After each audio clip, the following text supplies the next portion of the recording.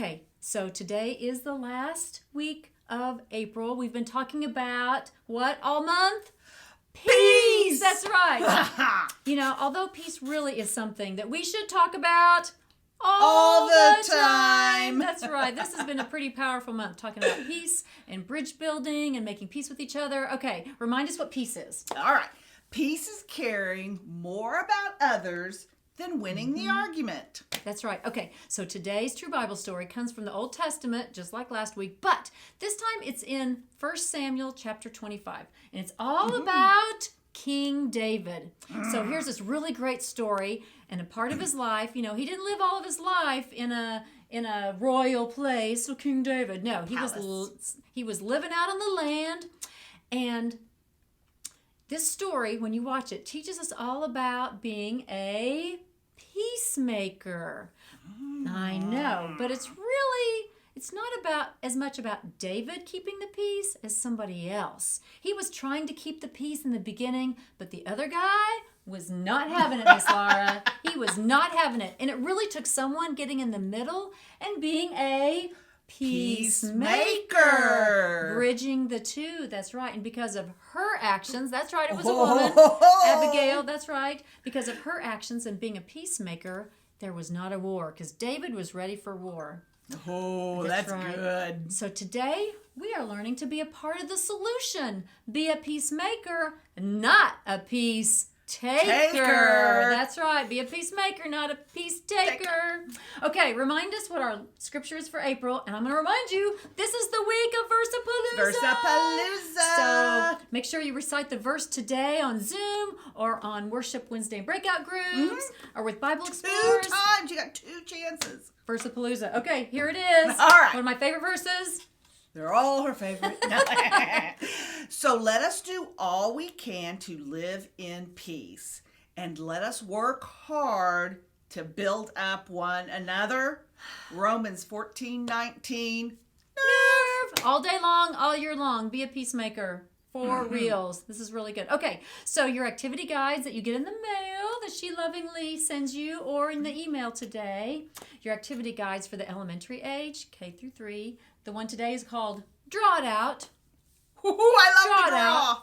And then the preteens, the 4th and 5th graders, Bridge the Gap. Bridge the gap. Ooh, I wonder if anybody has built any bridges I yet. know. We've been giving out, when you recite the verse, the first few people have been getting those cool sticky things. Yeah. Yes. Oh, those are so cool. Yeah. All right. We cannot wait to see you on Zoom and on Wednesday nights for Wednesday worship and breakout groups. Ooh, that's a long name. I know. I'm exhausted. We cannot wait to see you guys. All righty. Bye, everybody. Bye. See you on Zoom.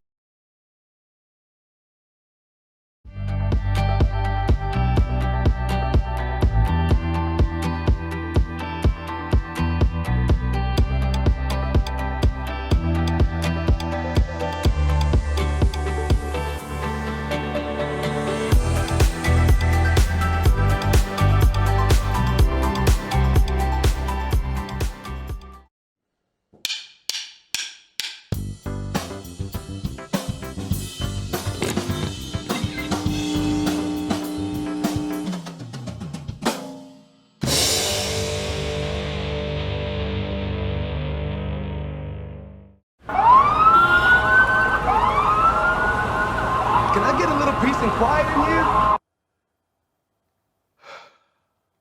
I gotta be honest. It's easy to think about peace as a bubble. Ignoring the world so that you can chill out and get a little you time. Or maybe you think of peace as a simple agreement. You do your thing, I do mine. Then we don't have to worry about each other's problems or the ways we're different from each other. Or you might see peace as a big, grand thing. General, this treaty officially ends all wars. But true peace doesn't look like any of that. True peace is messy. It takes hard work and creativity.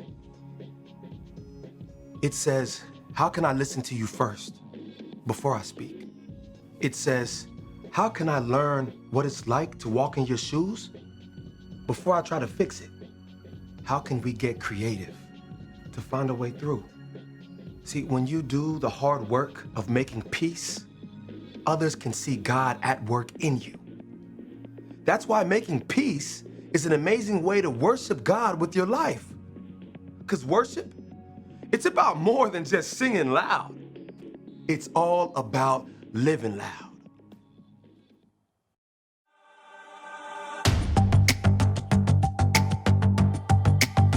You're my courage, I don't have to be afraid. You're my fortress, no matter what comes my way. You're my treasure forever, yes, we'll be together always. Even when the days get harder, I know you'll rescue me. Even when the sky is darker, I know you'll bring me peace. You are my strength, you are my savior. Oh. Even when the road gets longer, I know you'll be with me. Even when the waves crash harder, your face is all I see. You are my strength, you are my savior. Oh. You are with me every single day. Through the darkness, oh, you lead the way. You're my treasure forever, yes, we'll be together always. Even when the days get harder, I know you'll rescue me. Even when the sky is darker, I know you'll bring me peace. You are my strength, you are my savior. Oh. Even when the road gets longer, I know you'll be with me. Even when the waves crash harder, your face is all I see. You are my strength, you are my savior. Oh.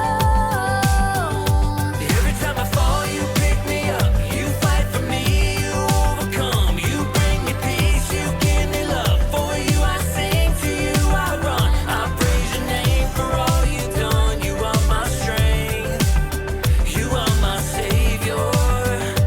Ooh. Even when the days get harder, I know you'll rescue me. Even when the sky is darker, I know you'll bring me peace. You are my strength, you are my savior. Oh. Even when the road gets longer, I know you'll be with me. Even when the waves crash harder, your face is all I see. You are my strength, you are my savior.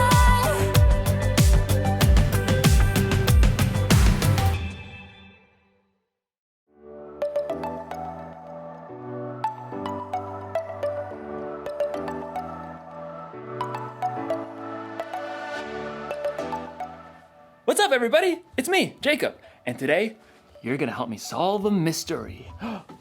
The case of the mysterious envelope. Dun dun dun! What do you think it is? Is it a thank you gift? A prank? A peace offering? Actually, peace is what we're talking about today. Peace is proving you care more about each other than winning an argument. But that doesn't get me any closer to finding out what's inside this package. I feel like I should be wearing gloves for this. Yeah.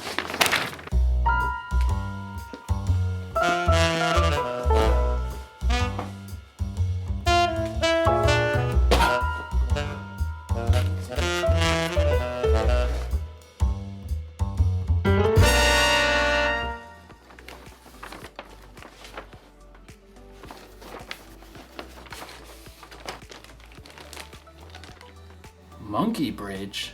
What's a monkey bridge? A few twigs and some string. but no instructions. Another mystery. Dun dun dun! I mean, clearly this is a bridge building kit. Well, maybe the sticks are the decking? But how do I... Maybe I'm supposed to weave it together. This doesn't make any sense. I gotta get creative. I gotta think outside the box to find a solution. Actually, that's exactly what someone in today's story did. Now, how do you build a monkey bridge?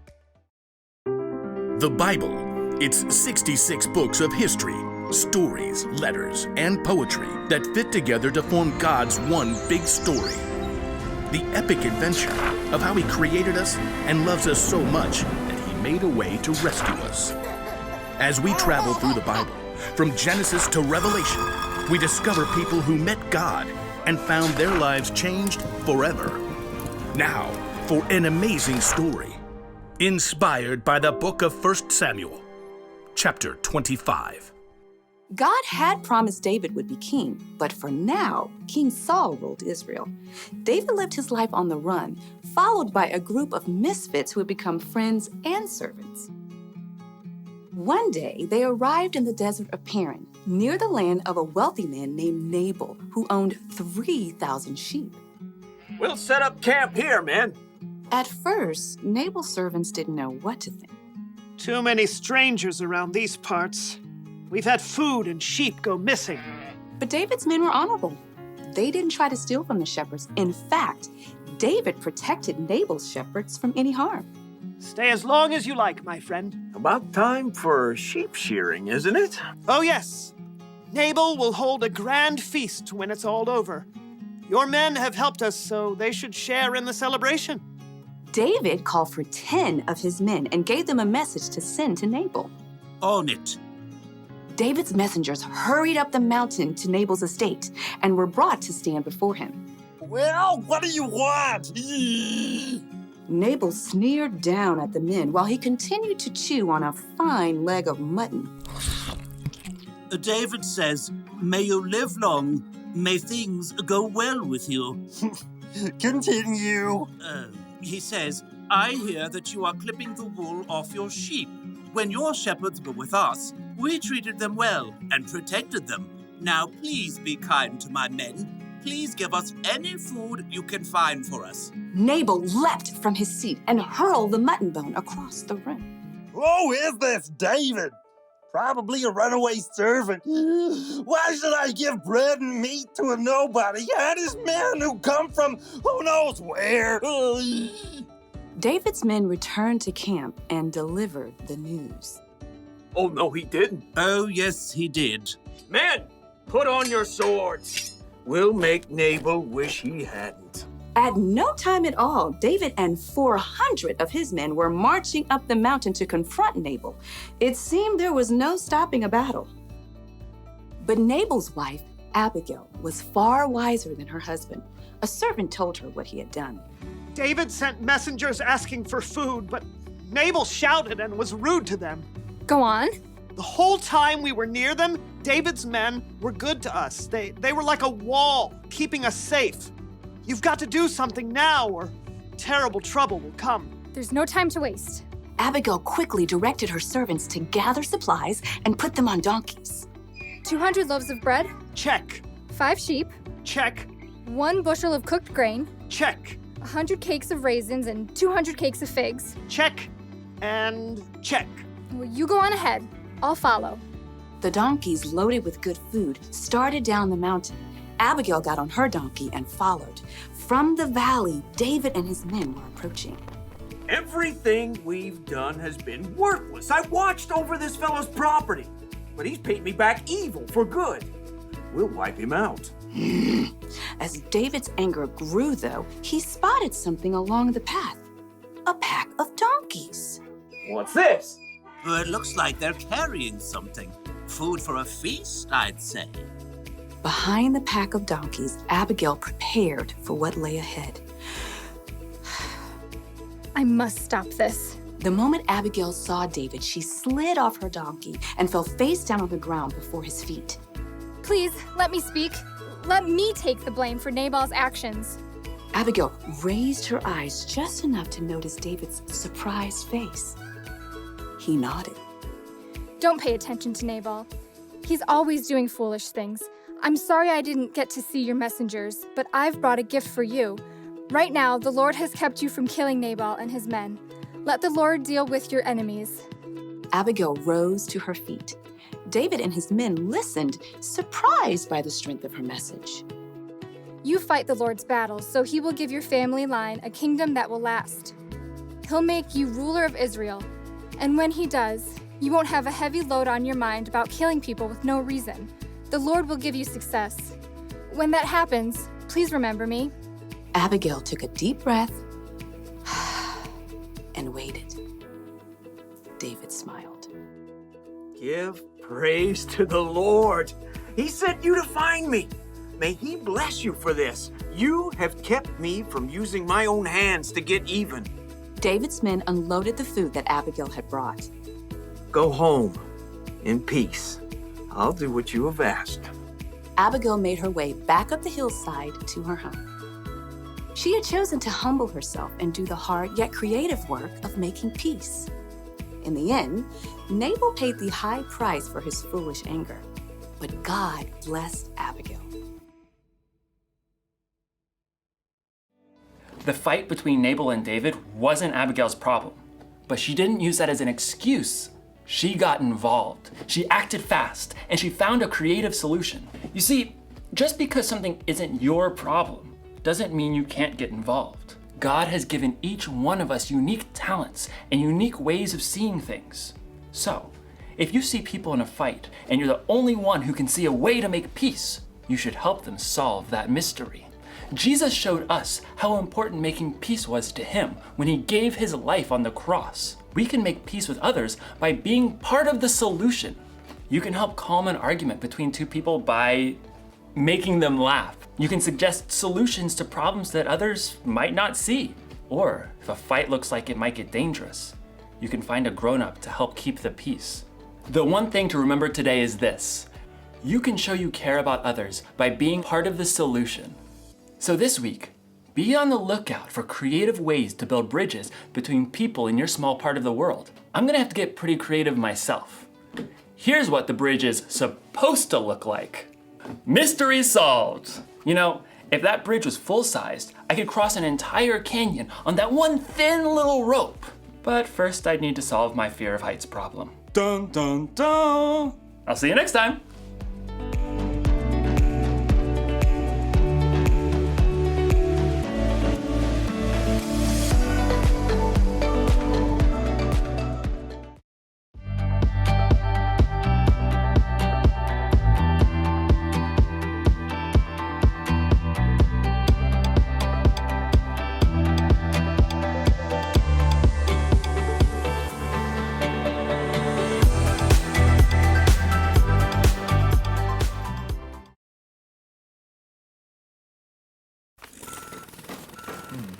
Brendan?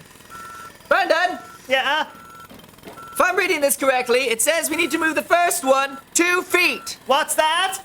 A little to the left. 2 feet. You sure? Says right here in the plans. Sure thing, boss.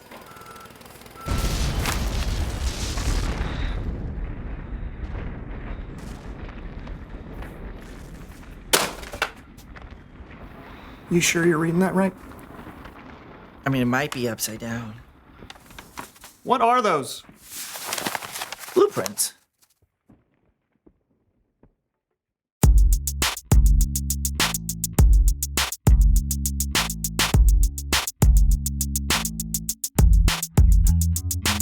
Hello, everybody. I'm Lawson. And I'm Brandon, and welcome to the So and So Show. Yes. And on today's show. Wait, what are you? Why are you talking over me? No. We discussed this over our pre-show cornflakes. We discussed no such thing. Oh, of course. See, you never listen to me. You hear me, that is but not you true. Don't listen. I do Brandon. listen. Oh, do you? How would you ever know to listen when you're too busy being on your phone the entire time? I was looking at the intro to the show, which apparently you won't let me do. Okay. Was the intro to the show a video of a ferret doing the conga line on loop? It helps me focus. Your team in a funk? Yes. Feel like you aren't able to communicate? Yes. Then today's your lucky day. I'm Tanya, team motivator and influencer. Sometimes it can feel like your team is all over the place. Here, here, here, here. But with my proven team building exercises, I can take your team from here to here before it gets to here. So call Teams by Tanya today. Today.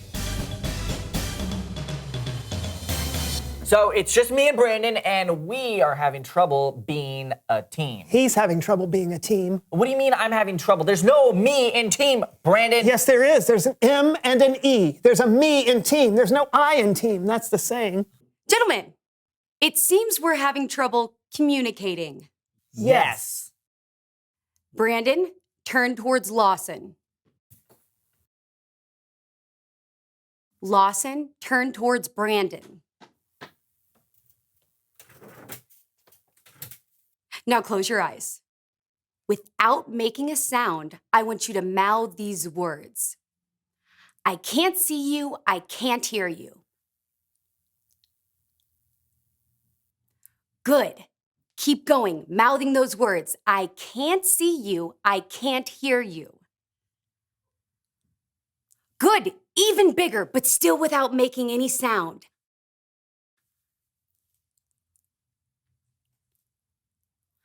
Good, good, yes! Bigger, bigger.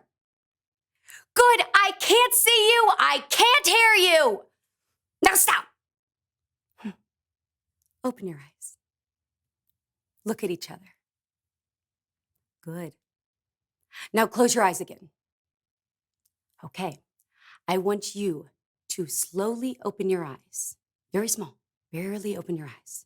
Whisper these words, Brandon, to Lawson. I see you and I hear you. I see you and I hear you. Even quieter. I see you and I hear you. Good. Lawson? I see you and I hear you. Good. Keep repeating that. And each time, I want you to open your eyes a little bit wider and get a little bit louder. I see you and I hear you. I see you and I hear you. Good. Keep building that. I see you and I hear you. I see you and I hear you. I see you and I hear you. I see you and I hear you. Louder! Tell them! I see you and I hear you. I see you and I hear you. Yes, louder! I see you and I hear you. I see you and I hear you. I see you and I hear you.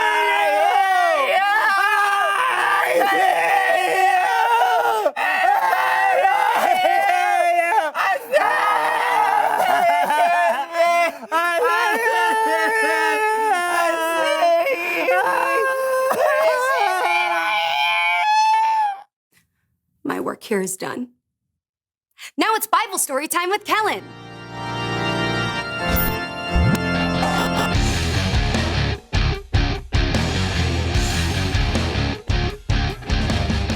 Hey, gents. Kellen, Yes? I see you and I hear you. Okay. Thanks. Back at you. Do you have a Bible story for us today? Absolutely. And here to help me tell it are the So-and-So Show players. Oh, yeah.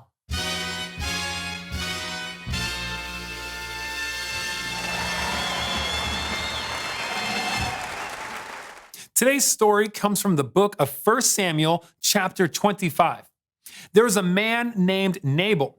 Nabal was known to be rude and mean, and he was married to Abigail, who was wise and clever.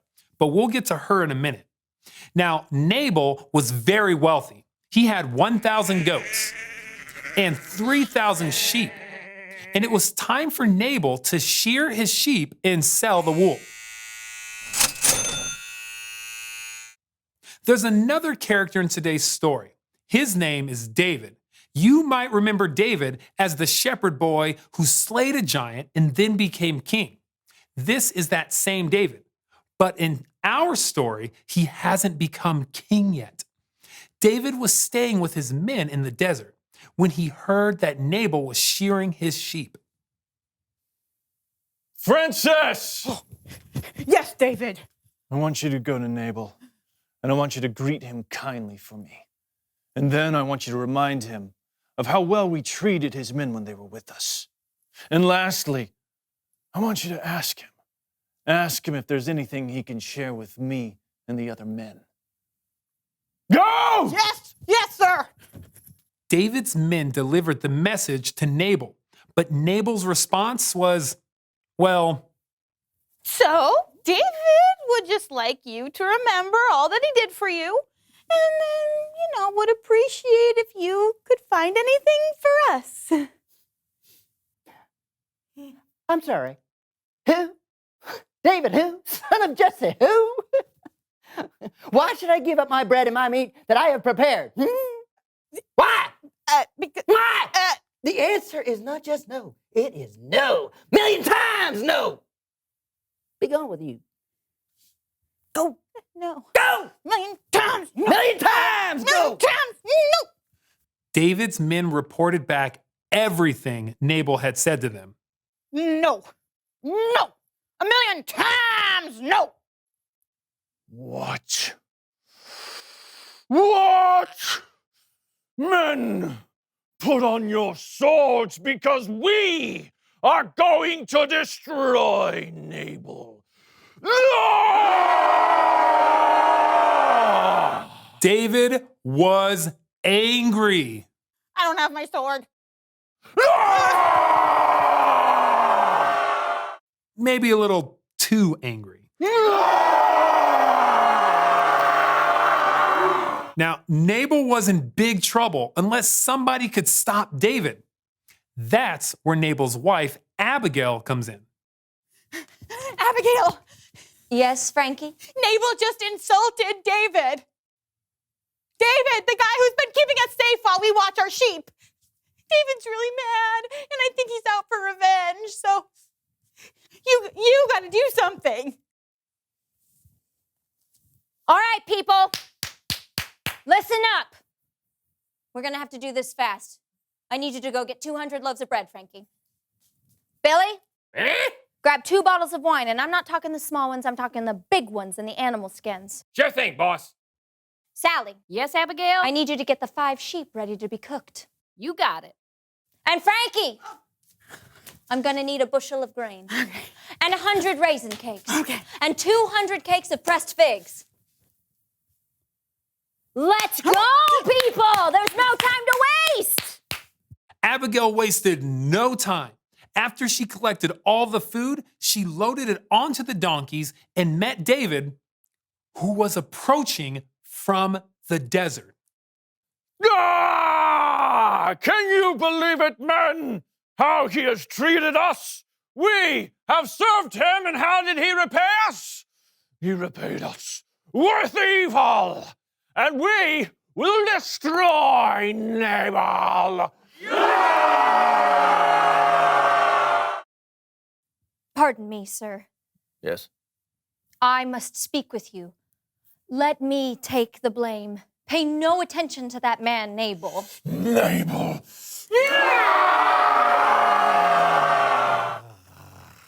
He's really not worth getting that worked up over. Who? Nabal. No. Eyes, right here. His name means... What? His name means fool. Yes. He does many foolish things. Oh, yeah. Yes. Oh, Nabal. So you don't need to kill Nabal, do you? No. No. No. You see, God has prevented you from killing Nabal and his men. And I have brought many gifts for you to have. Ah, yeah. So you have. It's very kind. So you don't need to kill Nabal. God will take care of it. He's going to appoint you king over all of Israel, and you don't want to have to worry about how you killed Nabal and didn't have to, right? You make a lot of sense. Thank you. I just ask that when you're king, you remember me. All right. All right. Go, go. You may go in peace. I have heard what you have come here to say, and I will do as you have asked. Goodbye. So Abigail returned home and David stayed put. With her quick thinking, Abigail was able to make peace. The end. Great story, Kellen. Thanks. And many thanks to the So-and-So Show players.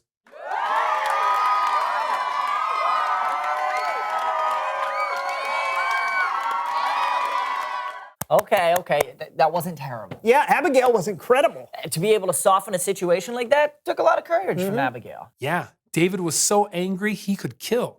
But God used Abigail. After talking to her, David walked away from a fight and didn't make a huge mistake he probably would have regretted. Making peace isn't easy, is it? Not at all. Sometimes people think the person trying to make peace is weak because it looks like they don't want to fight or argue. But being a peacemaker is incredibly hard and it usually takes a lot of work. And a lot of raisin cakes. Oh, you know it. Great story.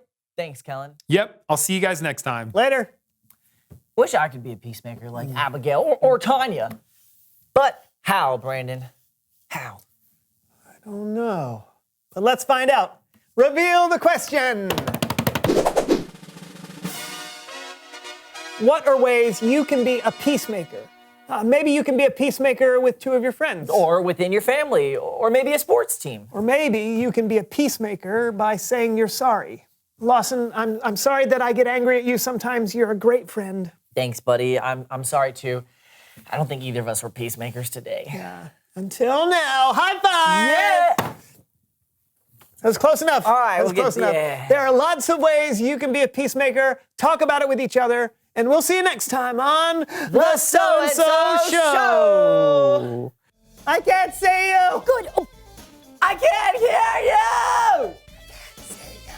What did you say, Brandon? I can't see you. Tanya! I can't see. Are my hands still over my ears? I can't see you. Why are my eyes closed? I can't see you. I can't hear you. I can't see you. I need water. I need a nap. I need water. I need a nap. I can't see the point. Why? Good work, Tanya. Yeah. I do that.